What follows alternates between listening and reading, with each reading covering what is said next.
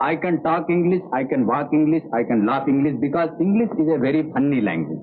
पिछले कुछ सालों में आपको नहीं लगता कि इंग्लिश का फतूर कुछ बहुत बढ़ गया है? क्योंकि प्राइवेट में जहाँ भी आप जाएंगे हर जगह आपसे पूछा जाएगा इंटरव्यू में, can you speak in English. 200 साल जब अंग्रेज राज करके गए हैं ना, वो मानसिकता अभी तक कई लोगों के कुछ कीड़े कहते हैं ना बचे हुए हैं। तो हम एग्जैक्टली गलत क्या कर रहे हैं? एज अ सब्जेक्ट आपने उसको समझ लिया, एज अ लैंग्वेज आपने उसको समझा ही नहीं। ग्रामर को रटना नहीं है, उसके रूल्स को समझना है। क्या पढ़ाने में ही गलती है इसीलिए ये ट्रांसलेट नहीं हो पाता बच्चों तक? सबसे बड़ी मूर्खता है जो मैं कहता हूँ, ये हिंदी मीडियम आपने लगाया ही क्यों है जब आप हायर स्टडीज इंग्लिश में करवा रहे हो। तो हमारा इंडिया का जो एजुकेशन सिस्टम है, मैं कहता हूँ इसमें ही खोट है सबसे बड़ा। क्या एक्सेंट के पीछे भागना भी एक बहुत ही बड़ी गलत फहमी है उनकी, जो ये आजकल लोग करेंगे मुझे ऐसा एक्सेंट करना है क्योंकि मैं कॉन्फिडेंट लगूंगा वरना?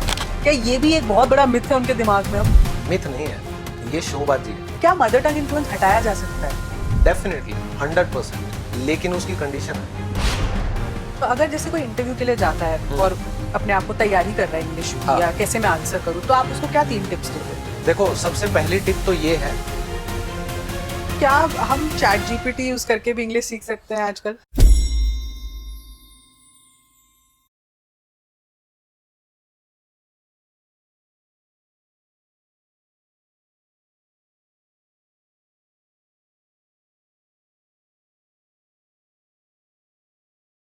वैसे तो अमिताभ जी का बहुत ही फेमस डायलॉग है इंग्लिश पर, जिसमें वो कहते हैं English is a very funny language, but बहुतों के लिए actually English is a very tough language.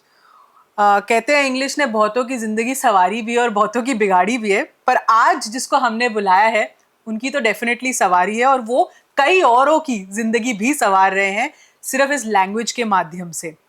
तो आज हम बात करेंगे इंग्लिश के बारे में नहीं, बट इंग्लिश के माइंडसेट के बारे में, और क्या है ऐसा इस लैंग्वेज में कि ये आज एक नेसेसिटी बन गई है और शायद कम्युनिकेशन स्किल का एक बहुत ही इम्पॉर्टेंट हिस्सा बन चुकी है। तो आइए आज मिलते हैं हमारे गेस्ट से। इंग्लिश लवर्स यूट्यूब चैनल इन्होंने स्टार्ट किया था 2020 के आसपास, लगभग में 4 साल हुए इनको स्टार्ट करे हुए, और 4 साल में इन्होंने 4 मिलियन वाली छलांग तो लगा ही दी है, और आई थिंक अभी ये नंबर कंपाउंड ही होने वाला है। तो आइए मिलते हैं हमारे आज के गेस्ट सतेंद्र सिंह जी से। Thank you so much sir, आप आए हमारे चैनल पे। एक्चुअली मुझे इंग्लिश में कहना चाहिए, I am truly privileged to have you on our show. पर मैं ये जानना चाहती हूँ, ये कुछ सालों में, आई थिंक ये हमेशा से ही था, पर पिछले कुछ सालों में आपको नहीं लगता कि इंग्लिश का फतूर कुछ बहुत बढ़ गया है? हाँ, इसकी मेन वजह है सरकारी नौकरियों की कमी होना। क्योंकि प्राइवेट में जहाँ भी आप जाएंगे हर जगह आपसे पूछा जाएगा इंटरव्यू में, can you speak in English. चाहे इंटरव्यू इंग्लिश में होते हैं, इंटरव्यू तो इंग्लिश में होते हैं, बट मजे की बात यह है कि अगर आप हिंदी के टीचर हैं और अगर आप किसी प्राइवेट स्कूल में हिंदी या मैथ्स के टीचर हैं जहाँ पे इंग्लिश की इतनी ज्यादा जरूरत नहीं होती, तब भी आपसे पूछा जाएगा can you communicate in English, and if you can't you are not fit for the job. तो ये थोड़ा हम समझ सकते हैं कि 200 साल जब अंग्रेज राज करके गए हैं ना, वो मानसिकता अभी तक कई लोगों के कुछ कीड़े कहते हैं ना बचे हुए हैं अभी दिमाग बच्चे मुझे लग रहा है बढ़ गए हैं थोड़े से, अब बहुत ज्यादा बढ़ गए हैं, क्योंकि सरकारी नौकरियां रही नहीं है, पॉपुलेशन इतनी बढ़ चुकी है, तो लोगों के पास और कोई ऑप्शन नहीं है, या तो वो बिजनेस करते हैं ज्यादातर। ठीक है, बिजनेस में भी आज के दिन आपको हर चीज इंग्लिश में, चाहे बैंक के लिए लोन अप्लाई आप करें, डॉक्यूमेंटेशन इंग्लिश में, आप किसी भी एमएनसी में चले जाएं तो टाइपिंग आपको आनी चाहिए, कंप्यूटर आपको आना चाहिए, तो कंप्यूटर बिना इंग्लिश के तो आप कुछ कर ही नहीं सकते। और आज के दिन जो मेन कम्युनिकेशन का जो मोड है एमएनसीज में, वो ईमेल है। तो ईमेल अगर आपको लिखनी नहीं आती है इंग्लिश में, then you are good for nothing. तो एक बात बताओ, वैसे इंग्लिश बहुत लोग काफी टाइम से सीख रहे होते हैं, पर फिर भी वो इतनी फ्लुएंटली क्यों नहीं बोल पाते? क्योंकि उन्हें लगता है कि हम सीख रहे हैं, असल में वो सीख नहीं रहे होते, वो अपने आप को बहला रहे होते हैं। जैसे आप गाने सुनते हो, ठीक है, गाने आपको अच्छे लगते हैं, आप गुनगुनाते भी हो बीच बीच में, क्या आप सारे गाने A to Z लिरिक्स के साथ गा सकते हो? That's not possible. यही लोग इंग्लिश के साथ करते हैं। ठीक है, वो सुनते हैं हर जगह, देखते हैं हर जगह, ठीक है, लिखते हैं हर जगह। आप यकीन नहीं मानेंगे कि आप इंग्लिश के अगर बड़े बड़े प्रोफेसर से भी अगर आप मिलेंगे, so even they are not able to communicate fluently in English. तो हम एग्जैक्टली गलत क्या कर रहे हैं? क्योंकि आप उसको लैंग्वेज नहीं समझ रहे हैं। बचपन से हमारे मन में एक चीज बैठा फियर समझ के लर्न कर रहे हैं। फियर नहीं है, एज अ सब्जेक्ट आपने उसको समझ लिया है, got it. As a language आपने उसको समझा ही नहीं है। जब छोटा बच्चा स्कूल में ABCD पढ़ लेता है, तो फिर जब वो 12th पास करता है तो उसको लगता है भाई A for Apple B for boy तो मुझे आता है, ठीक है, तो मुझे इंग्लिश क्यों नहीं आ रही है। तो उसको सब्जेक्ट और लैंग्वेज में डिफरेंशिएट करना मुश्किल हो जाता है। ये गलती हर इंसान करता है, क्योंकि हिंदी हमारी मातृभाषा है, ठीक है, ट्रांसलेशन ही वो मेथड है जिससे आप इंग्लिश को सीख सकते हो। लेकिन वो जो ट्रांसलेशन है उसके लिए आपको ग्रामर आनी चाहिए, और ग्रामर तो आपने पढ़ ली स्कूल में, तो फिर भी इंग्लिश नहीं आई, तो कईयों को लगता है कि मैं इस काबिल ही नहीं हूँ, तो सपना छोड़ देते हैं। और कई मेरे जैसे टीचर से पढ़ लेते हैं, तो मैं उनको थोड़ा सही रास्ता दिखा देता तो हूँ। ग्रामर को रटा नहीं जा सकता? नहीं, ग्रामर को रटना नहीं है, उसके रूल्स को समझना है। अब ग्रामर है क्या, मान लीजिए मैं टेंसेस की बात करता हूँ, बिना टेंसेस के तो मैं लिख के देता हूँ, धरती पे बोल के दिखाए कोई इंग्लिश, एटलीस्ट जिसकी फर्स्ट लैंग्वेज इंग्लिश नहीं है जी। वो, उनकी बात हो रही है। तो अगर मैं आपको टेंसेस की बात करूँ, टेंसेस में 12 रूल्स हैं, ओके। ठीक है, और हर एक फॉर्म जो है, जो रूल हम कहते हैं, फॉर्म हम कहते हैं, उसको हम 4 तरीके से डिवाइड कर सकते हैं, बल्कि 5 तरीके से, Okay. ठीक है। एक सिंपल, फिर नेगेटिव, फिर इंटेरोगेटिव, इंटेरोगेटिव में भी 2 आती हैं, WH वर्ड्स वाली, नेगेटिव वाली, और फिर उसका भी नेगेटिव। Okay. तो कहने का मतलब हम क्या करते हैं, हम इन रूल्स को जब देखते हैं ना तो रट्टे मारने लगते हैं, हमें आ जाता है। जैसे मैथ्स की प्रॉब्लम सॉल्व करते हैं, आ जाता है हमें सॉल्व करना, लेकिन क्या आप मैथ्स की भाषा बोल सकते हैं? That's impossible. यही गलती हम इंग्लिश में करते हैं। मैं अपने स्टूडेंट्स को बताता हूँ, बेटा ये जो 12 रूल्स हैं, इनको 12 सिचुएशन समझो। मान लीजिए right now when we two are sitting together, तो हम जो अभी इंग्लिश में जस्ट मैंने अभी बोला, तो हम कुछ कर रहे हैं, समथिंग इज गोइंग ऑन। तो इस सिचुएशन के लिए हमें इंग्लिश में कौन सा रूल चाहिए, उस तरीके से मैं सिखाता हूँ। तो वही तरीका सही तरीका है सीखने का, अदरवाइज तो आप झक मारते रहो सारी जिंदगी, बाल सफेद हो जाएंगे, इंग्लिश नहीं बोलनी आएगी। तो क्या हमारे पढ़ाने के तरीके में प्रॉब्लम है इंग्लिश के, एंड दैट इज़ वाई एक फियर बन जाता है दिमाग में, क्योंकि हमने वो तो पढ़ा जो टीचर ने पढ़ाया, उसको हमने रट लिया है, समझा नहीं, वी जस्ट लर्न, जैसे आपने कहा हमने उसको रट लिया। तो क्या पढ़ाने में ही गलती है, इसीलिए ये ट्रांसलेट नहीं हो पाता बच्चों तक? देखिए, सबसे बड़ी दिक्कत ये है कि बच्चों को ना मापा जाता है, जो एक पैमाना है इंग्लिश आने का, वो स्कूल लेवल तक, 12th क्लास तक मार्क्स से ही जांचा जाता है। True. उसमें आपकी कॉम्प्रिहेंशन भी आती है, उसमें आपकी ग्रामर भी आती है, उसमें आपकी राइटिंग स्किल्स भी आती हैं, और उसमें आपकी रीडिंग, स्पीकिंग, लिसनिंग सब कुछ आ जाता है। स्पीकिंग को छोड़ के, लिसनिंग को छोड़ के, बाकी के सारे आपके पैरामीटर्स पे आपको जज किया जाता है कि आपकी अंडरस्टैंडिंग कितनी है। लेकिन बच्चे अंडरस्टैंडिंग के नाम पर सिर्फ रूल्स के रट्टे मार के जाएंगे, और जो सबसे ज्यादा सवाल पूछे जाते हैं उनके ऊपर जाएंगे। और टीचर्स क्या करते हैं, टीचर्स सब्जेक्ट और लैंग्वेज में डिफरेंशिएट करके स्टूडेंट को समझाते नहीं है। फॉर एग्जाम्पल, अब मान लीजिए कोई भी स्कूल में जहाँ स्पोकन इंग्लिश मैंडेटरी है, जहाँ फाइन लगाया जाता है, तो बच्चे किसी ना किसी तरीके से टूटी फूटी इंग्लिश से शुरू करते हैं, लेकिन by the end of their schooling वो बहुत अच्छी इंग्लिश बोलने लग जाते हैं। अब कॉन्वेंट स्कूल्स में क्या होता है, सब्जेक्ट तो वहाँ भी वही है, ICSE बोर्ड होगा या CBSE बोर्ड होगा, लेकिन बाकी के स्कूलों में देखेंगे तो वहाँ सेम बोर्ड होने के बावजूद बच्चे कॉन्वेंट स्कूल के बच्चों की एक वो नहीं कर पाते, यानी कि बराबरी नहीं कर पाते। अब जो एक्स्ट्रा करिकुलर एक्टिविटीज हैं उनका भी बहुत ज्यादा रोल है। तो मान लीजिए अगर डिबेट्स बहुत ज्यादा हो रही हैं, ठीक है, और पोम रेसिटेशन हो रहा है, या मान लीजिए ऐसे राइटिंग कॉम्पिटिशन्स हो रहे हैं, तो जितने ज़्यादा इस तरीके की एक्टिविटीज़ होंगी जहाँ पे लैंग्वेज को समावेश किया जाएगा एक्टिविटीज़ के थ्रू एक स्टूडेंट के अंदर, तो वो चीज़ सिर्फ स्टूडेंट को हेल्प कर सकती है। उसके अलावा अगर आप सिर्फ क्लास में बैठ के लिखते रहेंगे टीचर ने क्या क्वेश्चंस और आंसर्स बताए हैं, मैंने भी जैसे DPS में पढ़ा है, तो बच्चे क्या करते थे, जैसे ही मैं गया मैंने एक कहानी बच्चों को एक्सप्लेन कर दी, बच्चे कहते कि सर इसके आंसर्स तो लिखवाओ। मैं कहा बेटा फिर आपने समझा क्या अगर आप जवाब भी नहीं लिख सकते। सो ये सबसे बड़ी कमी है कि हम बच्चों को ना एक तरह से वो कर देते हैं, हेल्पलेस बना देते हैं। कई टीचर्स क्या करेंगे, अपने मार्क्स अच्छे लाने के लिए उनको क्वेश्चंस भी लिख देंगे बोर्ड पे और फिर आंसर्स भी लिख देंगे। अगर आप बच्चे को शुरुआत से इसी तरीके से ट्रेन करोगे तो इंग्लिश को सिर्फ एक नंबर लाने के लिए एक आसान सा सब्जेक्ट समझेगा, ना कि एक लैंग्वेज समझेगा। पर सर ऐसा क्यों होता है कि लोग इंग्लिश लिख लेते हैं पर बोल नहीं पाते? वो लिख लेते हैं क्योंकि स्कूल में लिखना ही सिखाया है, ठीक है, रूल्स ही सिखाए हैं कि लिखा कैसे जाता है। आप मानोगे नहीं, मेरे पास बहुत से स्टूडेंट जैसे कोर्स वगैरह लेते हैं तो वो हमें कहते हैं, मैनेजर लेवल के हैं कई लोग, ठीक है, कई लोग विदेश में भी रह रहे हैं, ठीक है, आईटी कंपनीज में जॉब कर रहे हैं, वो अच्छे से मतलब ईमेल लिख देंगे, ग्रामर उनकी परफेक्ट होती है, लेकिन जब बोलने की बात आए तो कहते हैं सर अगली बार बोलूंगा, अभी थोड़ी नर्वसनेस फील हो रही है। तो उनके दिमाग को ना कंडीशनड किया गया है। साइकोलॉजी क्या कहती है कि जब भी आप कोई भी काम बार बार रिपीट करेंगे तो आपको वही पैटर्न सही लगने लगता है, और इस पैटर्न से पीछा छुड़ाने में ना एक मुझ जैसे स्पोकन इंग्लिश टीचर को बड़ी जद्दोजहद करनी पड़ती है। मतलब क्लास में भी अगर मान लो मैं इज़्ज़ामार करवा रहा हूँ तो लोग कहेंगे कि सर इसके साथ आईएनजी क्यों आया है, ईडी क्यों नहीं आया। मैंने कहा चुप कर जाओ, ये अगर तुम पूछोगे तो फिर तुम इसको एज ए सब्जेक्ट ले रहे हो, जैसे तुमने स्कूल में किया था, और यहाँ आपने वही गलती की, तो इस जन्म में आप कभी भी इंग्लिश नहीं बोल पाओगे। तो अगर मैं आपसे कहूँ 2 या 3 चीजें आप आजकल के टीचर्स को कहना चाहें स्कूल्स में जो प्रैक्टिकलिटी से ज्यादा थ्योरेटिकल इंग्लिश में बिलीव करते हैं, हाँ। कि उनको क्या चेंज करना चाहिए? सबसे पहले तो खुद इंग्लिश बोलनी सीखो, ठीक है। बहुत से टीचर्स, मैं खुद ऐसे टीचर्स से मिलता हूं, अगर आप उनसे इंग्लिश में बात करना शुरू करेंगे इवन पीटीएम के दौरान भी, तो अगर मेरी इंग्लिश अच्छी है तो मैं जैसे मेरे बेटे की एक पीटीएम में गया, ठीक है, तो मैंने इंग्लिश में बात की टीचर से, 2 या 3 लाइन के बाद वो अपने आप ही हिंदी में बोलने लग गई। तो मैंने कहा अब क्या हो गया, कहाँ गई आपकी इंग्लिश? तो उनको इतनी इंग्लिश आती है कि 2 या 3 लाइन तो हम बता देंगे, ठीक है, क्योंकि उन्होंने होमवर्क किया होता है, उन्होंने रट्टा मारा होता है, और जैसे ही मैं आउट ऑफ द सिलेबस कुछ पूछ लेता हूँ उनकी हवाइयां उड़ जाते हैं। तो पहले तो टीचर को खुद इंग्लिश बोलने की प्रैक्टिस करनी चाहिए, ठीक है। दूसरा, हमेशा सब्जेक्ट के ऊपर, अब चाहे कोई भी स्कूल का किसी भी क्लास का सब्जेक्ट ले लो आप, इंग्लिश सब्जेक्ट इतना प्यारा सब्जेक्ट है, इतनी मतलब ये लगा लो कम सिलेबस है कि आप उसको 2 या 3 महीने के अंदर खत्म कर सकते हो। फिर आप अपनी एक्टिविटीज पे ध्यान दो, और ये मैं गारंटी देता हूँ कोई भी बच्चा अगर इंग्लिश बोलना सीख लेता है तो उसकी इंग्लिश की अंडरस्टैंडिंग मजबूत हो जाती है, वो इंग्लिश में ही सोचना स्टार्ट कर देगा और उसको हर सब्जेक्ट में हेल्प मिलेगी।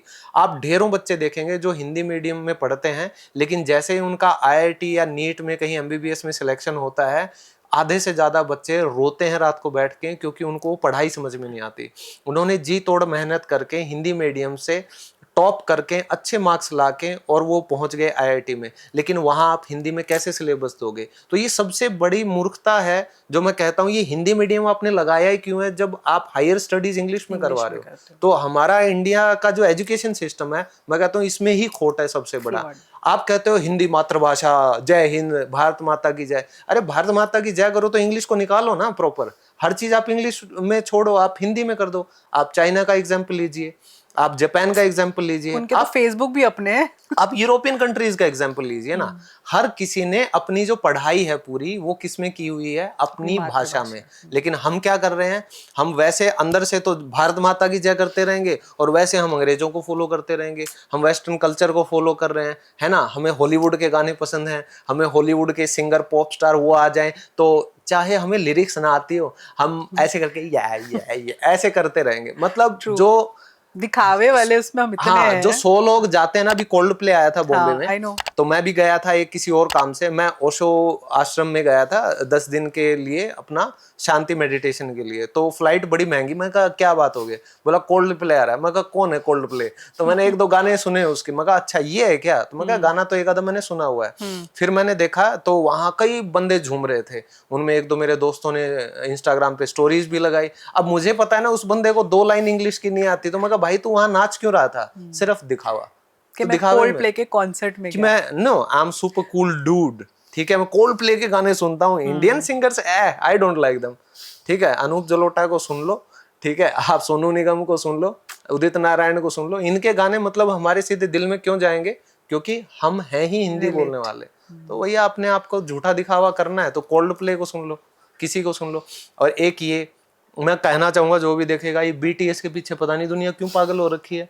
वो लड़कियों जैसे लड़के हैं, ठीक है, ना मूछ ना डाडी, मतलब कोई मतलब मैनली तो अलग डिबेट पे जा रहे हो। नहीं, डिबेट नहीं, मेरे को गुस्सा आता है। छोटे छोटे बच्चे बीटीएस के पीछे पागल हुए पड़े हैं। मतलब मैं तो स्टूडेंट से मिलता हूँ ना, बातें करता हूँ, सो बीटीएस सो फैन सर, मैं बहुत बड़ी फैन हूँ।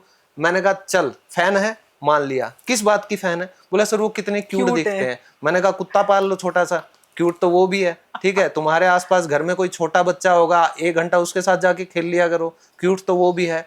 अरे वो बीटीएस गाना गा के अपना काम कर रहे हैं, ठीक है। और मैंने कहा तुम बेफालतू में उनके पीछे पागल हुए जा रहे हो, और बीटीएस इंडिया में कोई शो कर देना, आप देख लेना फट जाएगा स्टेडियम।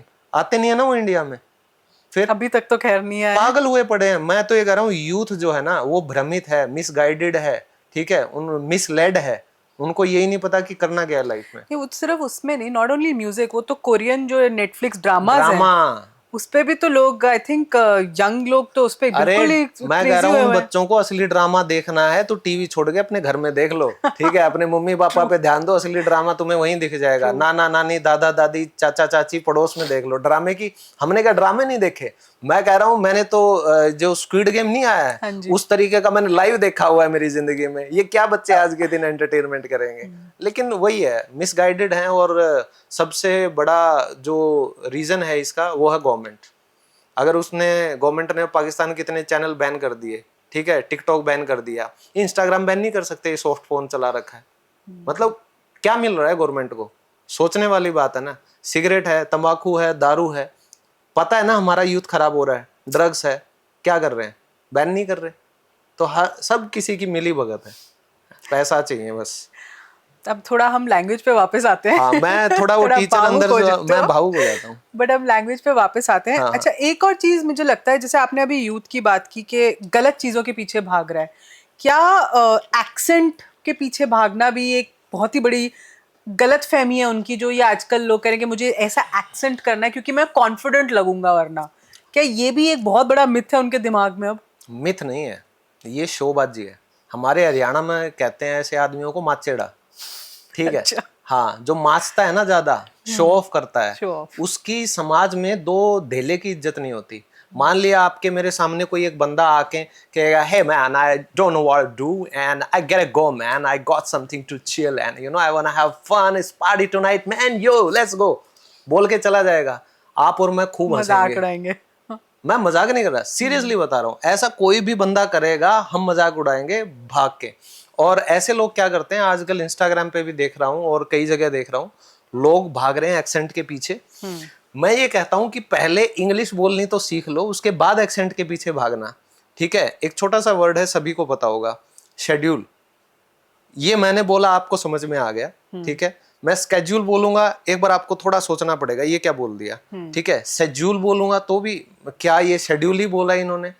देखो यार, सिंपल सी बात है, जो हिंदी हम हिंदुस्तानियों की है तो हम अगर उसको वैसे भी बोलेंगे तो दिक्कत क्या है? मैं ये नहीं कह रहा शब्दों को गलत प्रोनाउंस करो, सही प्रोनाउंस करो, लेकिन एक होता है न्यूट्रल एक्सेंट, जो कि ना इंडियन है, ना वो अमेरिकन है, ना वो ऑस्ट्रेलियन है, ना वो आयरिश है, ना वो यूके का है। अब यूके के अंदर खुद 5 एक्सेंट है, आप किसकी बराबरी करोगे? कौन सा एक्सेंट सीखोगे?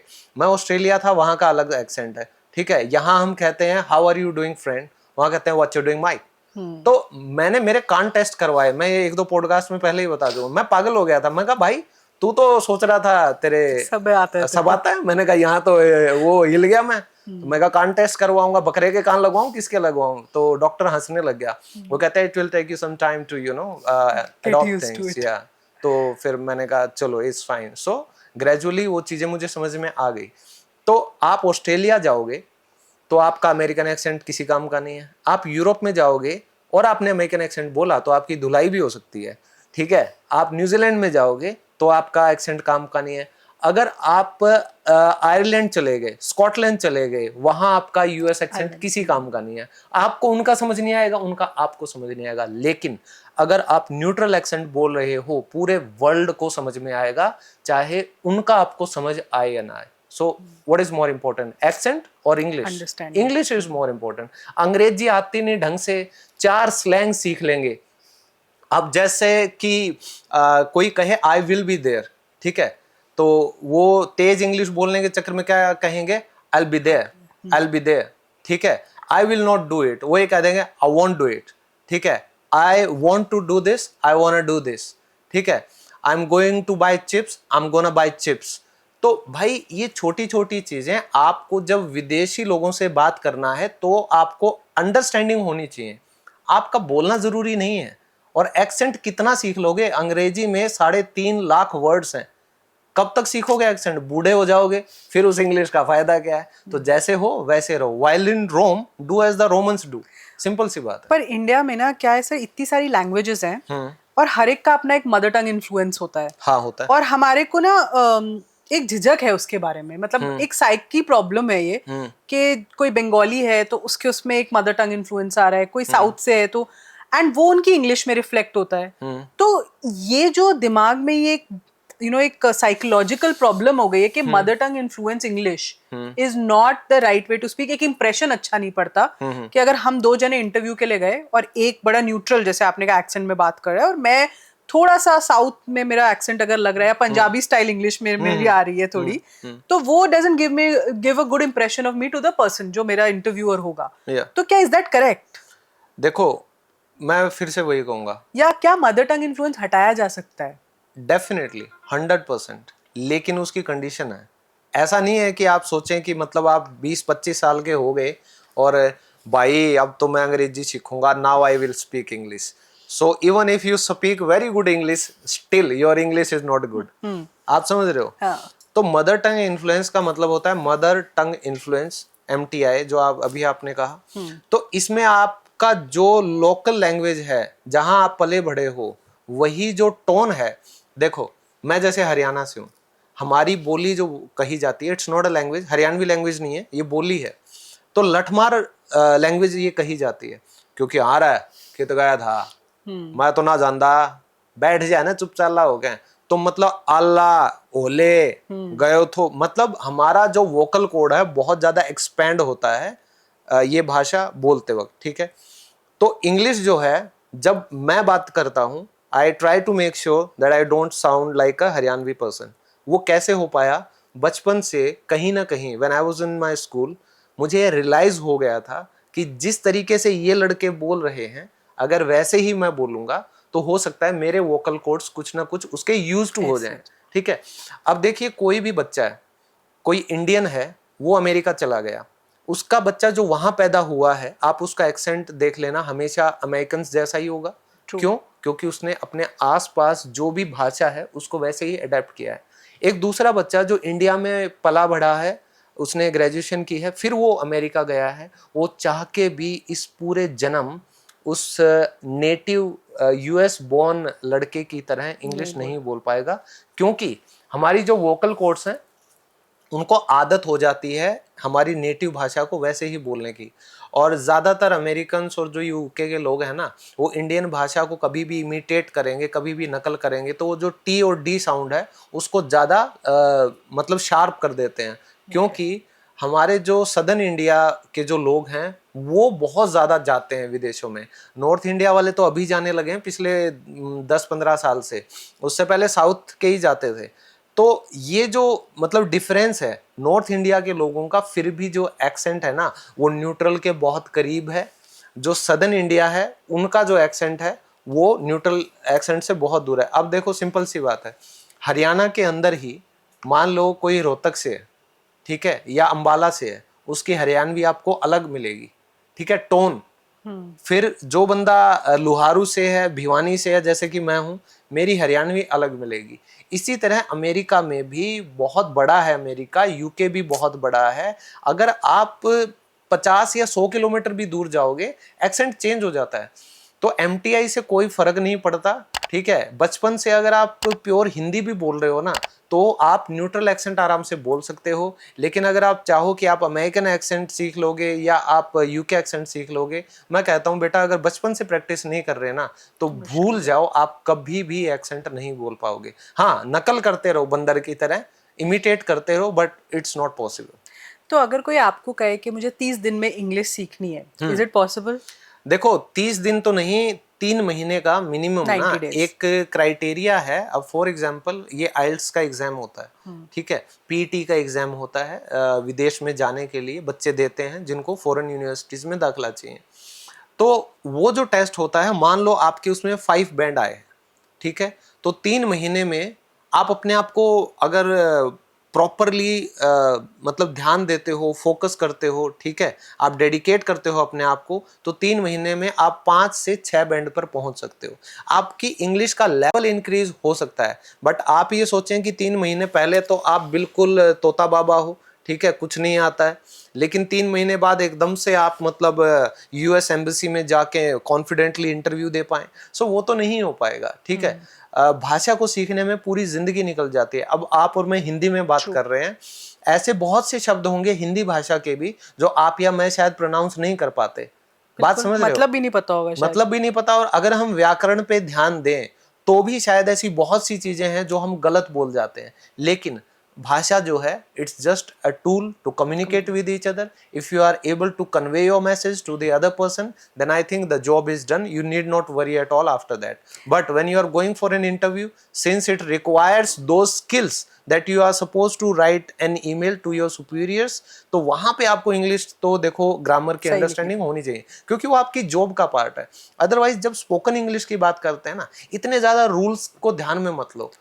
तो अगर जैसे कोई इंटरव्यू के लिए जाता है और अपने आप को तैयारी कर रहा है इंग्लिश की, हाँ। या कैसे मैं आंसर करूं, तो आप उसको क्या 3 टिप्स दोगे? देखो, सबसे पहली टिप तो ये है कि जब भी आपको पता है कि आप लाइफ में बनना क्या चाहते हैं, 10वीं के बाद मेरे ख्याल से हर बच्चे के दिमाग में कुछ ना कुछ आ जाता है कि जिंदगी में मुझे करना क्या है, ठीक है। तो मैं ये कहता हूं, अगर आप 10वीं से पहले या 10वीं के बाद, चाहे आप डॉक्टर बनना चाहें, इंजीनियर बनना चाहें, या मेरे जैसा कोई इंसान जिसको पता था कि भाई तू कुछ नहीं कर पाएगा, ना डॉक्टर बन पाएगा ना इंजीनियर बन पाएगा, तो इंग्लिश एक ऐसा मतलब जादू की छड़ी है, मैजिक वॉन्ड आप इसे कह सकते हो। अगर आप इस छड़ी को अच्छे से घुमाओगे तो आप इस दुनिया में, खासकर भारत में, भूखे नहीं मरोगे। तो सबसे पहले आपको क्या करना है? सबसे पहले तो आपको एक सही टीचर को पकड़ना पड़ेगा, ठीक है। उसके बिना तो आप मिसगाइडेड रहोगे सारी जिंदगी। और जो मैंने बिल्कुल इंटरव्यू के शुरुआत में कहा कि हम सब्जेक्ट और लैंग्वेज में डिफरेंशिएट ही नहीं कर पाते, तो हम फंस के रह जाते हैं। It's a trap. मैं ये नहीं कह रहा कि बच्चे कोशिश नहीं करते, मतलब कई बच्चे 1-1 साल पागल हुए रहते हैं, न्यूज़पेपर पढ़ेंगे बेचारे, अपनी जो भी किताबें होती हैं उनको पूरी अंडरलाइन कर करके काली कर देंगे, लेकिन फिर अपने दिमाग के ना सिर के बाल तोड़ पाड़ने को हो जाते हैं कि भाई आई क्यों नहीं मुझे इंग्लिश। तो बेटा, सबसे पहला तो सही टीचर जो आपको सही गाइड करेगा। उसके बाद आप लोगों को मतलब ऑनेस्टी के साथ, परसिवियरेंस इज द की, यानी कंसिस्टेंसी। तो आप ये सोचो कि 3 महीने मेरे पास हैं या 6 महीने हैं, ये टाइम सेट दिमाग में मत लेके चलो। आप सिर्फ ये सोचो कि मुझे अपने आप को इम्प्रूव करते रहना है। और जब आपका वो लेवल आ जाता है, वो तो आपकी मेहनत के ऊपर है ना। When you have a good teacher, you have good study material, you have good guidance, then what else is required? सिर्फ और सिर्फ आपकी कंसिस्टेंसी और डेडिकेशन। कई बच्चे क्या कहते हैं कि सर मैं आपकी वीडियो देखता हूँ। अरे बोंदू, अकेली वीडियो देखेगा तो तेरा क्या रोल है उसमें? ऑडियो विजुअल आपने देखा, आपने सुना। अब मैं इंग्लिश सीखने का एक प्रोसेस थोड़ा एक्सप्लेन कर दूं। श्योर। इंग्लिश एक भाषा है, LSRW, ठीक है, listening, speaking, reading and writing. ये 4 तरीके हैं जिनसे आप इंग्लिश को सीख सकते हैं। और इनमें 2 तरीके हैं जिससे आप इंग्लिश ग्रहण करते हो, इनपुट लेते हो, और 2 तरीके हैं जिनसे आप इंग्लिश अपने आप से बाहर निकालते हो। ये प्रोसेस इनपुट आउटपुट का अगर कॉन्टिन्यूस नहीं चला तो सारी जिंदगी इंग्लिश नहीं आएगी। अभी आपके कई सवालों का जवाब इसी में आ गया। कईयों को इंग्लिश पढ़नी आती है, समझ में आती है, सुन लेते हैं, वो बोल क्यों नहीं पाते? क्योंकि उन्होंने सारी जिंदगी सिर्फ इनपुट लिया है, आउटपुट तो दिया ही नहीं। तो मान लो कोई फैक्ट्री में मशीन है, आप उसमें ऐसे करके गर डालते रहोगे, तो भाई जो बाहर निकला है वहां अगर कुछ नहीं निकला तो मशीन खराब है ना। तो यही चीज होती है। तो इनपुट क्या लेना है, उसका सही तरीका क्या है, ये भी एक टीचर ही आपको गाइड करेगा। नहीं तो भतेरे मतलब झोला छाप डॉक्टर सो कॉल्ड क्वैक्स घूम रहे हैं, जिनको खुद इंग्लिश की 2 लाइन ढंग से बोलनी आती नहीं है, और वो आजकल यूट्यूब पे टीचर्स बने बैठे हैं, ठीक है, टेलीग्राम पर, इंस्टाग्राम पर, ठीक है। उनको खुद अगर आप खड़ा कर लो ना बोलने के लिए, अभी जैसे मैंने 1-2 मिनट बोल दिया, मैं लिख के दे रहा हूँ, इसमें भी वो ग्रामर की कुछ गलतियां कर देंगे, फिर कहेंगे इसको काट देना, ये नहीं दिखाना, है ना। तो ऐसा होता है। तो लिसनिंग और रीडिंग, ये 2 चीजें इनपुट हैं।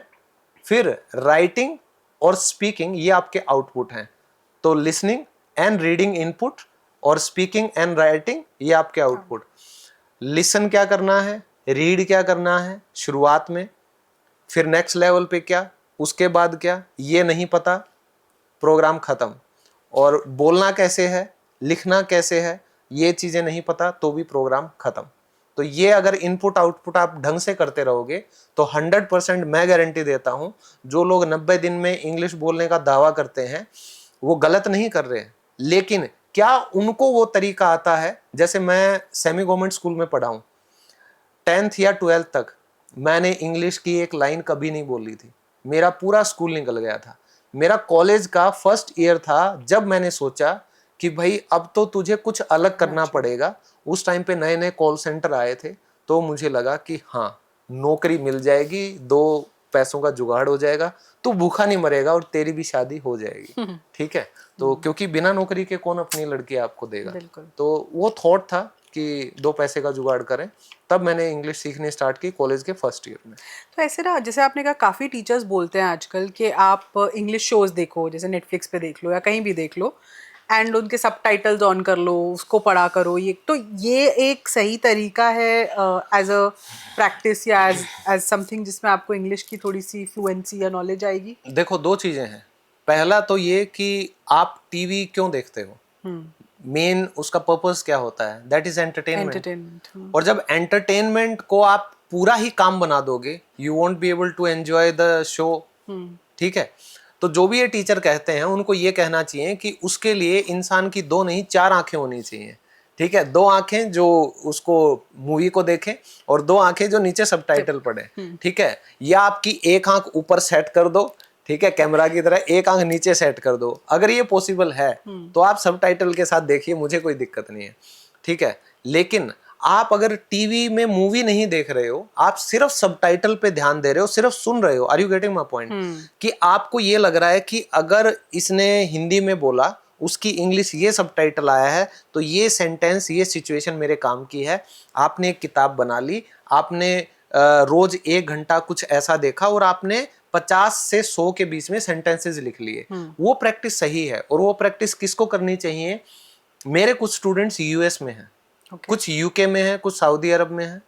उनको जब इंग्लिश पढ़ाने की बारी आती है तो इंडियन स्टूडेंट से अलग मैं उनको एडवाइस करता हूँ कि जो लोकल शो आते हैं यूएस में, जो लोकल वेब सीरीज आती हैं यूएस में, जो लोकल मूवीज जो यूएस की बनती हैं, मैं उनको कहता हूँ आप उनको देखो, जो रीसेंट हैं उनको, और जो स्लैंग्स वो यूज करते हैं, जिस तरीके से वो इंग्लिश बोलते हैं, टीवी को रोक के आप उसको इमिटेट करने की कोशिश कीजिए। ठीक है, रोज अगर आपने आधा घंटा भी ये प्रैक्टिस की, महीने के अंदर अंदर आप बाहर निकल जाना छाती चौड़ी करके अमेरिका में, आपको इंग्लिश समझ में भी आने लगेगी और आप उनका जवाब भी ढंग से देने लगोगे। तो जिनको अभी तकलीफ हो रही है इंग्लिश बोलने में या सीखने में, ऐसी क्या 2 या 3 चीजें जिनको बिल्कुल बंद कर देनी चाहिए? पहले तो सबसे पहले तो इंस्टाग्राम बंद करो। ठीक है, क्योंकि देखो मैं झूठ नहीं बोल रहा, इंस्टाग्राम और यूट्यूब के शॉर्ट्स जो है ना, वो मीठी लॉलीपॉप हैं, वो आपके मुंह में दे के निकाल लेते हैं। ठीक है, तो उससे आपको लगता तो मीठा मीठा है, लेकिन उससे अंदर कुछ नहीं जा रहा है। तो आपको लगता होगा कि रील से आप बहुत कुछ सीख लोगे। मैं गारंटी देता हूँ, एक स्टूडेंट मेरे सामने आ जाए जिसने सिर्फ रील्स या शॉर्ट से इंग्लिश सीख लियो, that is not possible. Being a teacher I know कि वो बस एक लॉलीपॉप है।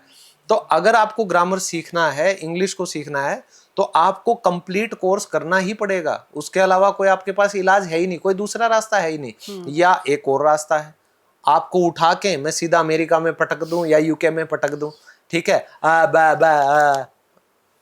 मतलब ऐसे करके फिर वो आपको बताएंगे, तो वो कहेंगे oh you want to drink something, you want to have water, तो फिर आप पकड़ोगे, अच्छा इसको ऐसे बोलना है, तब आप सीख सकते हो। उसमें भी आपको 4-5 साल लग जाएंगे। यहाँ से जो इंडियंस अपनी युवावस्था में अमेरिका, इंग्लैंड या ऑस्ट्रेलिया गए हुए हैं, जो आज बूढ़े हो चुके हैं 50 से 60 साल के, वो भी मेरे स्टूडेंट हैं बहुत ज्यादा, क्योंकि उनको सिर्फ इतनी ही इंग्लिश आती है, भाई सामान कैसे खरीदना है ना, और डॉक्टर को क्या बोलना है। ठीक है, जैसे आप अगर साउथ में चले जाओ, तो साउथ में अगर आप किसी ऑटो वाले से बात करोगे तो ऑटो वाला आपको क्या कहेगा, हाउ मच, आप ऐसे बोलोगे, वो कहेगा ₹200 fix no bargain no bargain. तो कहने का मतलब वो छोटी छोटी टुकड़ों में इंग्लिश बोलता है। ऐसे ही टुकड़ों में इंग्लिश आप बोलते हो जब आप नए नए अमेरिका या मतलब कहीं भी विदेश में चले जाते हो। जो कॉन्वर्सेशन इंग्लिश है, जो प्रॉपर सिचुएशनल इंग्लिश है कि आप किसी भी सिचुएशन के ऊपर कंफर्टेबली बात कर सको, वो इंडियंस या मतलब बाकी के लोग नहीं कर पाते। क्योंकि एक मजे की बात और बताऊं, मैं ऑस्ट्रेलिया 1.5 साल रहा हूं, तो वहां मैंने देखा हम जो देसी है ना, ठीक है, हम देसियों को ही ढूंढते हैं वहां पे, और अगर कोई मिल जाता है तो हम बड़े खुश होते हैं। फिर मैं उनको कहता हूँ भाई यहाँ क्या डोके लेने आया था, मगर इससे तो इंडिया में ही ठीक था तू। भाई तुम बाहर आए हो कुछ इंप्रूवमेंट के लिए, कुछ सीखने के, तो शुरू के 2 या 4 या 5 साल मैं तो कहता हूँ अपने आसपास इंडिया वालों से थोड़े दूर रहो। ठीक है, आप अगर इंडिया छोड़ के ही गए हो तो ढंग से छोड़ो। ठीक है, आप छाती पे लाद के इंडिया ही लेके जाते हो वहां पे, और आपको कोई इंडिया का मिल जाता है तो उससे भी आप इंग्लिश में बात नहीं करते, आप हिंदी में या हरियाणवी में बातें स्टार्ट कर देते हो, तो वो आपको कहाँ फायदा देगा। 4 या 5 साल आप उस कल्चर में रच जाओ, बस जाओ। ठीक है, फिर देखो आपकी लाइफ का एक मतलब नजरिया भी बदल जाएगा, आपकी सोच भी बदल जाएगी, और इंग्लिश, हिंदी, स्पेनिश, फ्रेंच, जो भी भाषा है आपको ऐसी चुटकियों में आएगी। तो ये तरीका है सही। तो सेकंड चीज आप ये कहना चाहते हो कि कंपनी अपनी ऐसी रख लो, हाँ, चाहे आप इधर ही हो, कि जो लोग आपसे इंग्लिश में बात करें या हाँ, आप उनसे इंग्लिश में बात करो, ताकि हाँ, आपका वो थोड़ा फियर निकले, कल्चर वैसा बिल्ड हो। एग्जैक्टली लेकिन दोस्त देख के बनाओ। कई ऐसे होते हैं आजकल, कुछ भी आपने एक लाइन गलत बोली वो हंसने लग मजाक जाते हैं। ठीक है, अब उसको कुछ ये कोई कहे कि तुम बोल के दिखाओ ना पहले। और मेरी सबसे बड़ी जो एक मतलब प्रॉब्लम है, आप ये कहो कि मुझे गुस्सा आता है जो, ठीक है, वो सबसे ज्यादा मुझे गुस्सा आता है ऐसे बॉसेस पे और ऐसे लोगों पे जो किसी की गलत इंग्लिश को सुनकर उनका मजाक उड़ाते हैं। ठीक है, अगर आपने किसी एम्प्लॉय को हायर कर लिया है, so it is your responsibility to train that person rather than making a fun of that person. ठीक है, आप मीटिंग में उस बंदे को बुलाते हो, you are asking that person to you know presentation करो, लेकिन होता क्या है, कुछ भी बंदा गलत बोलता है सारे हंसने लग जाते हैं। मेरे कुछ स्टूडेंट्स ने मुझे बताया है, और बहुत हरासमेंट है ये एक तरीके की डायरेक्ट। अरे आपने एक इंडियन बंदे को रखा है, इंग्लिश इज ए स्किल, अगर मान लो उसकी थोड़ी बहुत ऊपर नीचे है, आप पॉलिश करो ना भाई उसको। ठीक है, कॉल सेंटर्स में क्या होता था, आप मानोगे नहीं, मैंने कम से कम 15 कॉल सेंटर्स में काम किया है, इंडिया के टॉप कॉल सेंटर्स में मैंने काम किया, वो मेरी जिद थी। ठीक है, हर एक में किसी में 2 महीने, किसी में 3 महीने वॉइस एंड एक्सेंट ट्रेनिंग होती थी, जो 1-1 लाख रुपए की भी बाहर नहीं मिलती थी, लेकिन मुझे वो ट्रेनिंग फ्री में मिली, और 2 या 3 जगह मैंने वॉइस एंड एक्सेंट ट्रेनिंग की। दैट वाज द रीजन कि मैं जो ये MTI है इसको दूर कर पाया, कहीं ना कहीं मेरी जो इंग्लिश की स्किल्स थी उनको पॉलिश कर पाया। तो जो भी MNC या कंपनी अपने एम्प्लॉयज को चाहती है कि वो अच्छी इंग्लिश बोले, टीचर रखो ना भाई, हैं, उनको ट्रेनिंग दिलवाओ यार ढंग से। मजाक उड़ाने से क्या वो सीख जाएंगे, वो बेचारा और बर्डन में 9 to 9 की जॉब करता है। ठीक है, मान लो 8 बजे वो घर पे आता है, 8 बजे थक हार के बंदा चाहेगा अपनी बीवी के साथ, बच्चे के साथ थोड़ा टाइम स्पेंड करे, वहां आके वो फिर कॉपी पेन लेके इंग्लिश सीखने बैठ जाए, क्या जिंदगी है। ठीक है, ऑफिस में सिखाओ ना उसको, आप ही के काम आएगा। तो क्या हम चैट GPT यूज करके भी इंग्लिश सीख सकते हैं आजकल? देखो, एक तो ये जो टेक्नोलॉजी है इसका सही इस्तेमाल कहाँ हो रहा है, गलत कहाँ हो रहा है, अगर इसमें डिफरेंशिएट आप नहीं कर पाए ना, तो आप मशीन को अपने से ऊपर मान रहे हो। ठीक है, कंप्यूटर को इंस्ट्रक्शंस हम देते हैं, वो हमें नहीं दे सकता। जो मशीन है उसमें एक लैंग्वेज, एक कोडिंग फिट कर दी गई है। ठीक है, वो आपके सभी सवालों का जवाब देगा, बट क्या वो आपके इमोशंस को समझेगा? क्या वो अपनी टोन को चेंज करेगा? क्या वो वॉइस मॉड्यूलेशन को समझेगा? बिल्कुल नहीं समझेगा। और जब आप किसी भी मशीन से बात करोगे ना, आपके दिमाग को पता है कि ये मशीन है। ठीक है, हम शुरू में जब ये सीरीज स्टार्ट हुई तो मुझे लगता है हर जो युवा साथी है उसने एक बार गाली तो जरूर दी होगी, है ना, कि सीरी तुम ये कर दो मेरे लिए, वो कर दो। तो कहीं ना कहीं ये जो एलेक्सा को भी, हाँ एलेक्सा को भी, है ना। तो मेन दिक्कत ये है कि हम उसका ढंग से इस्तेमाल कैसे करें ये हमें नहीं पता। इंग्लिश स्पीकिंग एप्स आई हुई हैं बहुत ज्यादा, मैं नाम किसी का नहीं लेना चाहता। तो चैट जीपीटी तो चलो आपने नाम ही ले दिया। चैट जीपीटी आपकी मदद करने के लिए है। ठीक है, अगर मान लो आपको लग रहा है कि मैं इंग्लिश की प्रैक्टिस कर रहा हूं and I doesn't speak English, तो आपको लगेगा कि यार मैं सही हूं या गलत हूं, तो फिर आप चेक कीजिए चैट जीपीटी में कि आई डजंट होता है या नहीं होता है, उतनी मदद लो। अगर आप सोचोगे कि यही मुझसे बात करे या कोई एआई मुझसे बात करे, आप कितनी देर उससे बात करोगे? देखो, अंदर से आप ये बात जानते हो वो मशीन है, ठीक है, और सिचुएशनल चीजें मशीन आपसे नहीं पूछेगी, वो सिर्फ आपकी बातों का रिस्पॉन्ड करेगी। तो आपकी जो इंग्लिश है ना, वो एक टाइम पे आप खुद देखोगे कि स्टक हो गई है एक जगह, आप इंप्रूव नहीं कर पाओगे। और ये टाइम वेस्ट वाली चीजें हैं। आपको लगता है मैं सीख रहा हूँ, एक और ऐप आई थी डुओलिंगो नाम से, लोग पागल हो गए, अरे भाई अब तो मतलब रामबाण मिल गया, ब्रह्मास्त्र मिल गया, इंग्लिश सीख लेंगे। मैं आज पूछना चाह रहा हूँ, एक ने भी सीखी उससे इंग्लिश? आपको ये मतलब भ्रम हो जाता है कि भाई ये इंग्लिश सिखा रहा है और अब मुझे इंग्लिश आ जाएगी। लेकिन जैसे जैसे आप प्रैक्टिस करोगे, जो जोश आपका पहले दिन होगा ना, क्योंकि लॉकडाउन में मैंने भी डुओलिंगो देखा था, मैं कहा ये है क्या भला, भाई लोग इतनी क्यों बातें कर रहे हैं। लेकिन कुछ दिन चलाने के बाद मुझे पता चल गया इट्स नथिंग। वो आपको सेम स्कूल में ले जाएगी, जैसे स्कूल में हम सब्जेक्ट वाइज पढ़ते थे ना, आपको कहीं भी हेल्प नहीं करेगी। चैट जीपीटी से आप, मुझे शायद एक भी स्टूडेंट आज तक तो मिला नहीं है जिसने कहा हो कि सर देखा मैं सेल्फ स्टडी करके चैट जीपीटी से सीख गया।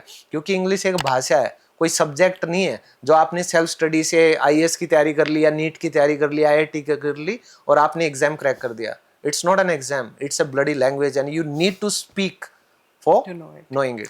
अच्छा, आपने ना एक बड़ी अच्छी बात कही कि आप अपना जैसे अगर आप बाहर रहते हो तो आप कल्चरली अपने आप को ऐसे लोगों के साथ रखो कि आपको इंडियंस नहीं हो, आपको दूसरा एकदम बोलने में कल्चरली आपको एक डिफरेंट अप्रोच दिखे, आप उनसे बात करो। इधर भी आप दोस्त बनाओ तो ट्राई एंड मेक फ्रेंड्स जो आपको इंग्लिश में बात करें। पर सबसे बड़ी प्रॉब्लम तुम्हारे घरों में होती है, हमारे माँ बाप बोलते नहीं है इंग्लिश हम लोगों के साथ, हम बोले तो वो जवाब हिंदी में देते हैं, तो वो घर पे ही ये माहौल नहीं होता है and most of the time तो हम अपने घर पे बिताते हैं। तो ये माइंडसेट, ये चीज क्या कभी चेंज होगी हमारे यहाँ? देखो, ये आपके सवाल में ना एक और सवाल छुपा है कि क्या हम स्पीकिंग पार्टनर के बिना इंग्लिश बोलना सीख सकते हैं, बिना माहौल के?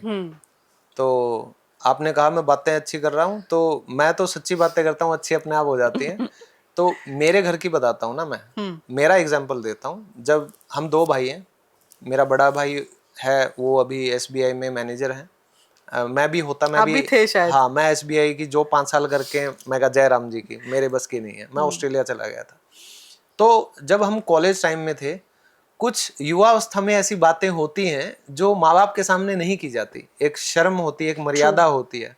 लेकिन पापा भी हमारे रिटायरमेंट आ चुके थे, वो भी ज्यादातर घर पे रहते थे, मम्मी तो घर पे थी, और हरियाणवी में बात करें या हिंदी में बात करें माँ बाप को पता चलेगा। फिर हमने सोचा, मैं कहा यार ऐसा क्या करें। तो उस टाइम पे इंग्लिश का नया नया नशा चढ़ा था मुझे, तो बड़ा भाई था वो भी सीडीएस की तैयारी कर रहा था, एसएसबी की, तो उसको भी था। फिर मैंने कहा यार अपन एक काम करते हैं, इंग्लिश की प्रैक्टिस भी हो जाएगी और दिन भर की जो भी तेरी मेरी बातें हैं ना, हम इंग्लिश में करेंगे। फिर हमने क्या किया, हम इंग्लिश में बातें करनी स्टार्ट कर देते हैं और खूब हंसते थे, कभी पापा के बारे में, कभी मम्मी के बारे में, कभी पड़ोसी के बारे में, कभी दोस्तों के बारे में। और मेरे पापा साथ से गुजर के ऐसे करते, बोला ये क्या बातें कर रहे हैं। क्योंकि जवान लड़कों की बातों पर नजर रखना माँ बाप को एक जिम्मेदारी लगती है कि भाई पता नहीं ये क्या बात कर रहे हैं, बिगड़ ना जाए। और हम बड़े मजे लेते थे, मम्मी पापा आस पास घूमते रहो, सामने बैठ जाते थे मम्मी पापा के। मैं कहा hey brother, what do you think about our mom, don't you think that she is over acting nowadays. तो मतलब हम तो हंसते थे इस चीज में और मम्मी पापा चिढ़ जाते थे, लेकिन वो फन था, फन लर्निंग हमारी हुई। तो जो आपने कहा घर का माहौल, क्यों चाहिए आपको घर का माहौल? मैं तो कहता हूँ भाई बहन, गर्लफ्रेंड, ठीक है, या आपके कॉलेज या स्कूल के फ्रेंड, इनमें से कोई एक इंसान आपको मिल जाए। लेकिन मिलेगा कैसे? आजकल तो आपने फोन से दोस्ती कर रखी है, आपका बेस्ट फ्रेंड फोन ही है। आजकल बहुत सारे लोग अपनी गर्लफ्रेंड बॉयफ्रेंड से चैट करते हैं इंग्लिश में, अपनी इंग्लिश बेटर करने के लिए। हाँ, लेकिन ये भी एक तरीका है। ये तरीका लोगों को आज पता चला है, ये मैं बहुत पहले कर चुका हूँ। अच्छा। जो मेरी वाइफ है, she was my girlfriend before marriage. तो 3 या 4 साल शादी से पहले we use to know each other, friends थे हम अच्छे। मैंने उसके सामने एक कंडीशन रख दी थी, उसके सामने भी एक दो और जो मेरे फ्लिंग हुए थे उनके सामने भी। मैं कहा मेरी कंडीशन है कि मैं बात करूंगा तो इंग्लिश में करूंगा, मैं हिंदी में बात ही नहीं करूंगा। उससे फायदा ये होता था, चाहे मम्मी पापा पास में बैठे हो, आप मस्त बात करो, चाहे कोई दोस्त बैठा हो मस्त बात करो, कोई टेंशन ही नहीं है ना। तो मैं हमेशा इंग्लिश में बात करता, वो बात अलग है कि सामने से इंग्लिश में जवाब नहीं आता था, बट मेरी स्पीकिंग की प्रैक्टिस हो जाती थी। तो आपको ना सामने से रिस्पॉन्स की जरूरत नहीं है। और कोई अगर आप कहते हो ना आज की दुनिया में, भाई ये तो मेरा खास दोस्त है, सच्चा दोस्त है, ठीक है, या मेरी गर्लफ्रेंड ऐसी है कि ये मेरे साथ जिएगी, मेरे साथ मरेगी, इंग्लिश बोल के देखो उसके साथ। भाई आपकी इम्प्रूवमेंट में, आपके बेटर फ्यूचर को शेप अप करने में अगर मैं आपका साथ नहीं दे पा रहा तो मैं काहे का दोस्त हूँ आपका। तो मैंने ये प्रैक्टिस किया था, ठीक है। दूसरा, घर पे आपको ज़रूरत नहीं है बिल्कुल भी कोई स्पीकिंग पार्टनर हो या ना हो, क्योंकि घर पे आप जितना हो सकेगा ना फॉर्मली बात करोगे। आपको चाहिए कोई ऐसा इंसान जिसके साथ आप इनफॉर्मल होके बात कर सको, ठीक है। इनफॉर्मल दोस्तों के साथ हो सकते हो, आप अपने फ्रेंड्स के गर्लफ्रेंड्स के साथ हो सकते हो, बॉयफ्रेंड्स के साथ हो सकते हो, या कोई डिस्टेंट रिलेटिव हो, कोई कज़न हो, उसके साथ आप हो सकते हो। चुगलियाँ बाजी जितनी भी होती हैं आप इंग्लिश में करो ना भाई, दिक्कत क्या है। तो आप उसके अलावा भी एक काम कर सकते हो, फोन तो आपका दोस्त मानते हो ना, इसकी वीडियो ऑन कर लो, ठीक है। आप अपनी वीडियो रिकॉर्ड करो इंग्लिश बोलते वक्त, रोज 1 मिनट से 2 मिनट आप अपनी वीडियो रिकॉर्ड करके देखो। 1 महीने में ही अगर आपकी इंग्लिश इंप्रूव ना हो जाए तो मुझे कमेंट्स में आके कुछ भी आप कह सकते हो, लेकिन बशर्ते लिसनिंग और रीडिंग ये आपको साथ साथ करना है, ठीक है। और एक मिरर टेक्निक है, ठीक है, एक शेडोइंग टेक्निक है। तो जो भी मतलब सामने वाला बंदा बोल रहा है, चाहे टीवी से बोल रहा है, जैसे आप बोल रहे हो, तो मैं मन मन में उसको रिपीट करूं, ठीक है। आपको इंग्लिश समझ में आती है ना, मैं उन लोगों के लिए कह रहा हूँ, ठीक है। आप शीशे में कोई भी एक कहानी पढ़ लो, अपने लेवल के हिसाब से कहानी चुन लो भाई, छोटे बच्चे की पकड़ लो या आप बड़े बच्चे की पकड़ लो। 2nd-3rd क्लास से स्टोरी बुक स्टार्ट हो जाती हैं, पंचतंत्र की कहानियां हर बुक स्टोर पे मिल जाएंगी इंग्लिश में, वहां से उठा लो। तो आपने एक कहानी पढ़ी, वो एक कहानी आप खुद को शीशे में बताओ, सुनाओ कि आज मैंने ये कहानी पढ़ी, ठीक है, और इसकी पूरी कहानी ये है, आपके अपने शब्दों में। रोज रात को सोने से पहले 1 पेज, डायरी राइटिंग नाम से एक चीज हुआ करती थी, पहले लोग भूल चुके हैं। 1 पेज आप लिखो कि आपने सारा दिन क्या किया, क्या महसूस किया, कोई ऐसी घटना जो आपको मतलब अंदर से हिला गई, उसके बारे में लिख दो। सिर्फ 1 महीना 30 डेज ये करके देखो। तो जो आपका सवाल था, क्या हम 30 डेज में बदल सकते हैं? 100%। बट इतनी मेहनत, इतनी कंसिस्टेंसी कोई स्टूडेंट करेगा तो रिजल्ट 100% मिलेगा। क्योंकि आज के दिन पैसा पाने के सिर्फ 2 तरीके हैं, ठीक है, 3 तरीके कह लो चलो। पहला तरीका है किस्मत से, आपकी लॉटरी निकल गई या बाप दादा छोड़ गए, ठीक है, वो भी एक दिन खत्म हो जाएगा। दूसरा है गलत काम करके, कहीं डाका डाल लो, चोरी डाल लो, है ना, या किसी की जेब काटनी स्टार्ट कर दो, जो आजकल लोग ज्यादातर यही काम कर रहे हैं। तीसरा तरीका है ईमानदारी का, और वो सिर्फ और सिर्फ पढ़ाई के द्वारा ही हो सकता है। तो अगर आपको अपने कर्म सही रखने हैं, चलो मैं स्पिरिचुअल नहीं हो रहा, अगर आपको शीशे में आप अपने आप को देख सको, आप अपने बच्चों के लिए एक बेटर फ्यूचर आप देना चाहते हो, आप खुद एक रोल मॉडल बनना चाहते हो अपने बच्चों के सामने, तो आप मेहनत अगर कर रहे हो, पढ़ाई ही एक ऐसा तरीका है जिससे आप लाइफ में अपना स्टेटस चेंज कर सकते हो, ठीक है। तो इसमें मैं कहूँगा, अगर आपने इंग्लिश नहीं सीखी तो जो रास्ता है, जो कि आपके लिए हाईवे हो सकता है, वो आपके लिए गांव का सिंगल टूटा फूटा रोड बना हुआ है हिंदी की वजह से। मैं कभी किसी को ये सलाह नहीं देता कि भाई अंग्रेज बन जाओ। अंग्रेजी सीखो, कैसे सीखो? जैसे आप ड्राइविंग सीखते हो, पहले बैलगाड़ियां हुआ करती थी, ठीक है, मेरे दादा ऊंट रखा करते थे, तो क्या आज मैं ऊंट की सवारी करूंगा? मैं भी गाड़ी चलाना सीखा मैंने, मैं गाड़ी लेकर ही आया हूँ। अगर मैं गाड़ी लेके नहीं आता अभी नोएडा, तो मुझे क्या मतलब 10 घंटे लग जाते, कल आता ना मैं आप। तो सिंपल सी बात है, ये कॉमन सेंस है हमारी, एवोल्यूशन है। हाँ, एवोल्यूशन है, तो उसके साथ साथ आपको आगे बढ़ना पड़ेगा। आज आप कहो कि मैं फोन नहीं रखता, बिल्कुल मत रखो, लेकिन अगर आपके काम से रिलेटेड है या आप चाहते हो आप अपने फ्रेंड से, रिलेटिव से कनेक्टेड रहो, तो ये आपकी मजबूरी है। या तो आप साधु सन्यासी बन के पहाड़ों पे चले जाओ भाई, कुछ मत रखो, लेकिन वहां भी आपको फोन पे करना पड़ेगा, गूगल पे करना पड़ेगा, यूपीआई पे, तो फिर फोन लेके आओगे, ठीक है। बैंक में जा रहे हो तो अब धीरे धीरे बैंक वालों ने ही मना कर दिया, या तो एटीएम से पैसे निकालो, ठीक है, या फिर आप मोबाइल नंबर देना ही पड़ता है, बैंक में ट्रांजैक्शन के लिए।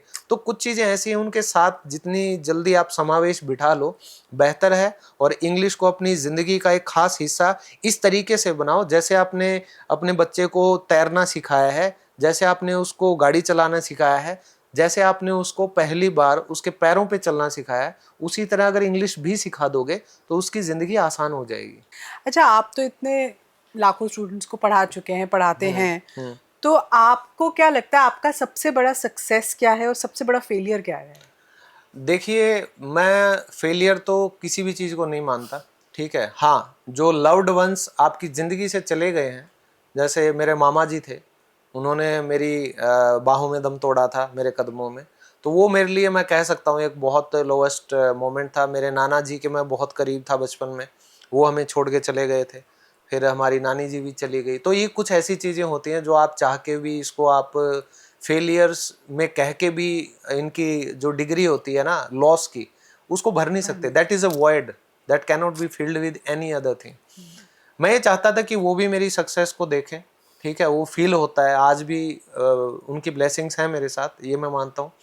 सक्सेस अगर मैं कहूँ तो मैंने सक्सेस को कभी भी सिर नहीं चढ़ने दिया। सक्सेस मेरे लिए ये थी कि जिस काम को करने में मुझे मज़ा आता है, अगर वो काम मैं नहीं कर रहा हूँ तो चाहे मेरे पास दुनिया की कितनी भी दौलत हो, I am not successful at all.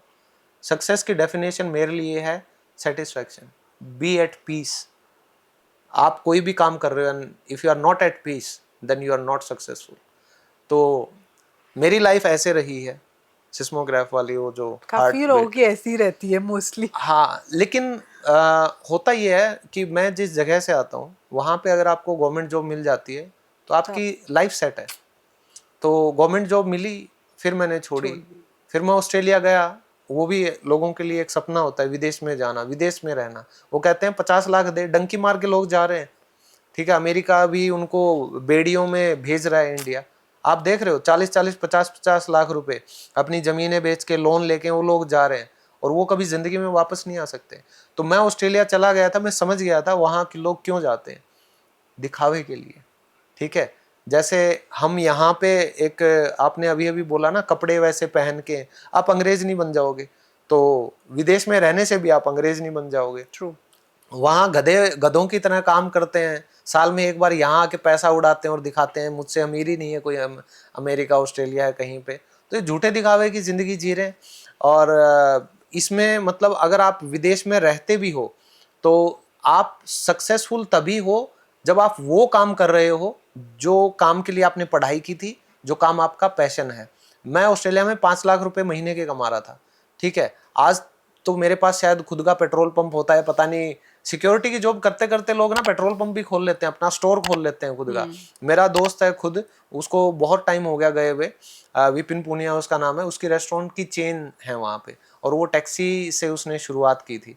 तो आप सोच के देखो। तो ऐसा नहीं है कि लोग उसको सक्सेस ना माने, लेकिन मेरे लिए वो सक्सेस नहीं थी। मैंने कहा भगवान ने दिमाग दिया है तो मैं शरीर से मेहनत करूं, दिमाग का क्या करूंगा, ठीक है। तो मैं वापस आया, फिर मैंने फिर से पढ़ाई स्टार्ट की, बीएड किया, एमए इंग्लिश किया, मैंने यूनिवर्सिटी टॉप की, I am a gold medalist, ठीक है। उसके बाद पीएचडी की एक सीट थी, वहाँ हो गया। तो ये छोटी छोटी सक्सेस मेरे लिए वो सीढ़ी बनती गई जो मेरा अल्टीमेट एम था, एक टीचर बनने का, लोगों से कनेक्ट करने का, उनको वो चीज़ बताने का, सिखाने का, समझाने का जिससे मुझे कुछ परेशानियां हुई तो लोगों की लाइफ इजी बनाने का। वो मेरा एक एम रहा सक्सेस का, और मुझे लगता है आज के दिन मैं सक्सेसफुल हो चुका हूँ। इट्स नॉट बिकॉज कि मेरे 5 मिलियन यूट्यूब पे हो गए या मैं इतना मतलब ओडी में घूम रहा हूँ या अच्छा घर मैंने ले लिया। वो मैं कभी बैंक में रहते हुए ले सकता था, मैं ऑस्ट्रेलिया रह के भी ले सकता था, लेकिन अब जो मैंने ये सब किया है, now I feel that I am contented, और मेरे लिए सक्सेस यही है। तो लास्ट क्वेश्चन मैं आपसे पूछती हूँ, आई थिंक बहुत लोग ये जानना चाहते हैं, अगर कोई बंदा जीरो से इंग्लिश शुरू कर रहा है आपके साथ, तो उसका डे 1 से लेके डे 30 का मोटा मोटा क्या प्लान होना चाहिए टू एटलीस्ट के उसकी गाड़ी स्टार्ट हो जाए? देखिए, इंग्लिश ग्रामर इतनी सी है, लोगों को लगता है पता नहीं क्या ही है। मैं कहता हूँ दोस्तों इतनी सी है, सिर्फ 30 टॉपिक हैं इंग्लिश ग्रामर के, मोटे मोटे। अगर आप सिर्फ वो टॉपिक भी देख लेते हो ना तो आप मान के चलो कि इंग्लिश तो आप छोटे बच्चे की तरह सीख जाओगे, ठीक है। और पहले दिन आपको क्या करना है, अपने माइंडसेट को तैयार करना है। True. ठीक है, डायरी में लिख लेना है कि भाई ये 30 दिन मुझसे कोई नहीं छीन सकता, और इस 30 दिन के बाद जो मैं बन जाऊंगा वो मुझसे कभी कोई नहीं छीन पाएगा। और ये 30 दिन आपको करना है, जो मैंने कहा, लिसनिंग और रीडिंग अपने लेवल के हिसाब से स्टार्ट कर दो। स्पीकिंग और राइटिंग वो भी अपने लेवल के हिसाब से स्टार्ट कर दो। सिर्फ 30 दिन आप ये काम करके देखो भाई मेरे। और अगर आपको फ्री में पढ़ना है, मेरा चैनल है इंग्लिश लवर्स, उस पे 30 दिनों के आपको कई कोर्स मिल जाएंगे। अभी लेटेस्ट कोर्स जो भी आपको दिखाई दे प्लेलिस्ट के हिसाब से आप उसको देखो, फ्री में पढ़ो मेरे भाइयों। पीडीएफ भी दे रहा हूँ फ्री में टेलीग्राम पर, ठीक है, और सेल्फ स्टडी करो। और मैं ये दावा करता हूँ कि 30 दिन के अंदर अंदर जिस हिसाब से मैं आपको चीज़ें बता रहा हूँ, समझा रहा हूँ, अगर आप उसको फॉलो करते हो रिलीजियसली, तो आपको इंग्लिश सीखने से कोई नहीं रोक सकता। और 30 दिन के बाद आपका इतना इंटरेस्ट बन जाएगा कि आप 3 महीने वो चीज़ छोड़ोगे नहीं, और फिर आप कमेंट करोगे चैनल पे आके कि सर मज़ा आ गया। तो एनीवेज हम आपका लिंक तो डाल ही देंगे कोर्सेज का, अगर किसी को करना हो तो। बिल्कुल बिल्कुल। और बिफोर आपको मैं इजाजत दूं, एक क्विक रैपिड फायर आपके साथ करती हूँ, और इसको रैपिड रखना आप। हाँ, ठीक है। आपके लिए ग्रामर या वोकैबुलरी क्या ज्यादा इंपॉर्टेंट है? ग्रामर। ग्रामर। फ्लुएंसी ज्यादा इंपॉर्टेंट है या एक्यूरेसी होना ज्यादा इंपॉर्टेंट है? एक्यूरेसी। एक्यूरेसी। रीडिंग बुक्स या watching movies? Reading books any time. Indian English या American English? Indian English, because we are Indians. अच्छा, स्पीकिंग प्रैक्टिस ज्यादा हेल्प करती है या राइटिंग प्रैक्टिस ज्यादा हेल्प करती है? स्पीकिंग। स्पीकिंग ज्यादा Yeah. करती है। देसी जुगाड़ आपके लिए या फॉरेन का कोर्स? देसी जुगाड़, क्योंकि आप फॉरेन का कोर्स करोगे तो वो अपने हिसाब से, अपने कल्चर के हिसाब से स्लैंग्स, कॉन्ट्रैक्शंस, प्रोवर्ब्स, ये चीजें सिखाएंगे, तो वो आपको समझ में नहीं आएंगी, तो आपके हिसाब से वो काम करेगा भी नहीं। दो आपकी पहचान यूट्यूब से बड़ी और बनी है, बट आपके लिए यूट्यूब या क्लासरूम टीचिंग? आपका क्लासरूम टीचिंग, वो मेरा सपना है। आप कह रहे थे ना सक्सेसफुल हो चुका हूँ, एक सपना बचा हुआ है कि मेरा खुद का इंस्टीट्यूट हो, मेरे सामने बच्चे बैठे, और जब तक मैं जिंदा हूँ, जब तक मेरी हड्डियों में जान है, मैं बच्चों को पढ़ाता रहूँ, सिखाता रहूँ। और क्लासरूम मेरे लिए एक तरीके से स्वर्ग है। पर क्या आपको लगता नहीं कि आप स्कूल्स में जाके शायद एक पूरा कल्चर शिफ्ट कर सकते हो? स्कूल्स में मैं चला जाऊं, लेकिन हर प्रिंसिपल लगा लो या उनकी मैनेजमेंट लगा लो, उनकी अकड़ कम नहीं होती है। उनको लगता है ये पता नहीं क्या ही हमसे फायदा उठाने आया है। तो मैं 1-2 जगह गया हूँ, फिर मतलब मुझे इतना बुरा लग रहा था कि मैंने कहा भाई मैं फ्री में पढ़ाना चाह रहा हूँ, और मैं कहा तुम लोगों को पता नहीं क्या ही चाहिए। बाकी देखते हैं, अगर ऐसा कोई स्कूल मुझे रीच आउट करता है, so I will think of it, no doubt. सरकारी बेस, लेकिन सरकारी, एवं नहीं, प्राइवेट नहीं, पैसे लेके बच्चों से, और तुम मैं फ्री में तब नहीं पढ़ाऊंगा। कॉन्फिडेंस फर्स्ट या नॉलेज फर्स्ट? नॉलेज। शॉर्टकट या कंसिस्टेंसी? कंसिस्टेंसी। अच्छा, आपके लिए 1 लाख फॉलोअर्स जब हुए थे वो इम्पोर्टेंट था, या आपने अगर 100 लाइव्स चेंज करी थी इंग्लिश से? 100 लाइव्स हमेशा, एनी टाइम। अच्छा, स्पीकिंग विद ग्रामेटिकल एरर्स फिर भी चलता है या speaking not at all? Speaking with errors. देखो यहाँ पे मैं एक पॉइंट ऐड करूंगा, इस दुनिया में कोई भी ऐसा इंसान नहीं है जिसने कोई नई भाषा सीखी हो और उसने गलती ना की हो। तो ये फर्स्ट स्टेप है कि गलती तो आप जिस दिन कर रहे हो ना इंग्लिश बोलते बोलते, समझ लो आपने शुरुआत कर दी है वहां से। पेरेंट्स टीचिंग किड्स आपने देखा है आजकल? Kids teaching parents? Kids teaching parents आजकल उल्टा हो रहा है। आपका personal love letter in English या shayari in Hindi? Shayari. Shayari. Teacher by degree, teacher by passion? Teacher by passion. अच्छा, बेस्ट ऑनलाइन प्लेटफॉर्म या ऐप किसी को अगर इंग्लिश लर्न करनी हो अपार्ट फ्रॉम इंग्लिश लवर्स, तो कौन सी होगी? वैसे ये बहुत मुश्किल सवाल है। इंग्लिश लवर्स के अलावा अगर मैं कहूँ तो देखिए, यूट्यूब चैनल्स की मैं बात नहीं करूँगा किसी की भी, लेकिन आप अगर वेबसाइट्स वगैरह देखेंगे तो यूट्यूब की ही मैं बता देता हूँ, ऐप की बात नहीं कर रहा। जो पॉडकास्ट चैनल्स इंग्लिश में हैं, जैसे आप बात करें जय शेट्टी की, ठीक है, आप बात करें बियर बाइसेप्स की, या आप कुछ डॉक्यूमेंट्री चैनल्स की बात करें जो इंग्लिश में आपको चीज़ें एक्सप्लेन करते हैं, तो मैं स्टूडेंट से कहूँगा कि वो आपको रियल लाइफ से कनेक्ट करेंगे। आप खुद की फीलिंग्स और इमोशंस को उनसे जोड़ पाओगे, और जब तक ये कॉम्बिनेशन नहीं होगा आप इंग्लिश का कोई भी भाषा नहीं सीख सकते तो आप कुछ पॉडकास्ट देखने स्टार्ट कीजिए जो कि इंग्लिश में है, तो I think that thing can help. या ठीक है, on that note sir thank you so much. मेरा ना आप मतलब मेरा ना सर ही निकलता है आपको जब भी देखो, सबका ये निकलता है। मुझे लगता है कि एज अ टीचर वो रिस्पेक्ट ऑटोमेटिकली आती है जब आप, because it's a big thing जब आप किसी को कुछ एज अ नॉलेज प्लेटफॉर्म कुछ दे रहे हो और उसकी लाइफ चेंज हो।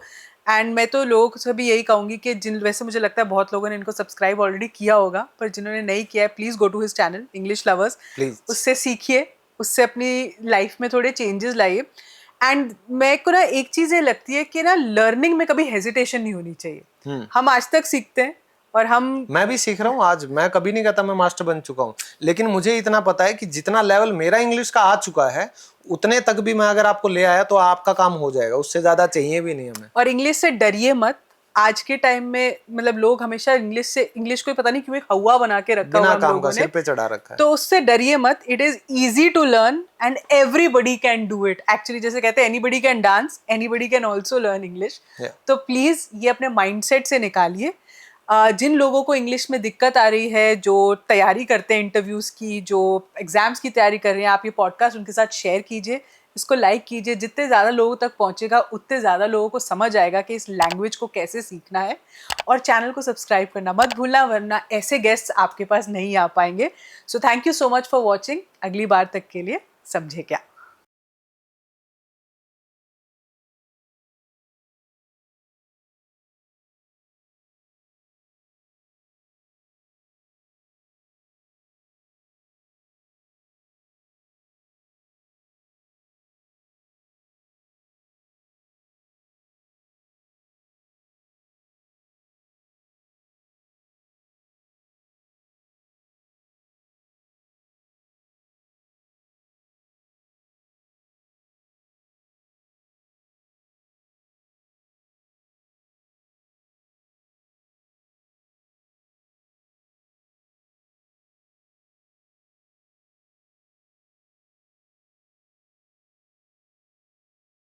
पिछले कुछ सालों में आपको नहीं लगता कि इंग्लिश का फतूर कुछ बहुत बढ़ गया है? क्योंकि प्राइवेट में जहाँ भी आप जाएंगे हर जगह आपसे पूछा जाएगा इंटरव्यू में, can you speak in English. 200 साल जब अंग्रेज राज करके गए हैं ना, वो मानसिकता अभी तक कई लोगों के कुछ कीड़े कहते हैं ना बचे हुए हैं। तो हम एग्जैक्टली गलत क्या कर रहे हैं? एज अ सब्जेक्ट आपने उसको समझ लिया, एज अ लैंग्वेज आपने उसको समझा ही नहीं। ग्रामर को रटना नहीं है, उसके रूल्स को समझना है। क्या पढ़ाने में ही गलती है इसीलिए ये ट्रांसलेट नहीं हो पाता बच्चों तक? सबसे बड़ी मूर्खता है जो मैं कहता हूँ, ये हिंदी मीडियम आपने लगाया ही क्यों है जब आप हायर स्टडीज इंग्लिश में करवा रहे हैं। तो हमारा इंडिया का जो एजुकेशन सिस्टम है, मैं कहता हूँ इसमें ही खोट है सबसे बड़ा। क्या एक्सेंट के पीछे भागना भी एक बहुत ही बड़ी गलत फहमी है उनकी, जो ये आजकल लोग कह रहे हैं कि मुझे ऐसा एक्सेंट करना है क्योंकि मैं कॉन्फिडेंट लगूंगा वरना? क्या ये भी एक बहुत बड़ा मिथ है उनके दिमाग में? मिथ नहीं है, ये शोबाजी है। क्या मदर टंग इन्फ्लुएंस हटाया जा सकता है? डेफिनेटली 100%, लेकिन उसकी कंडीशन है। तो अगर जैसे कोई इंटरव्यू के लिए जाता है और अपने आप को तैयारी कर रहा है इंग्लिश की, या कैसे मैं आंसर करूं, तो आप उसको क्या 3 टिप्स दोगे? देखो, सबसे पहली टिप तो ये है, क्या हम चैट जीपीटी यूज करके भी इंग्लिश सीख सकते हैं आजकल?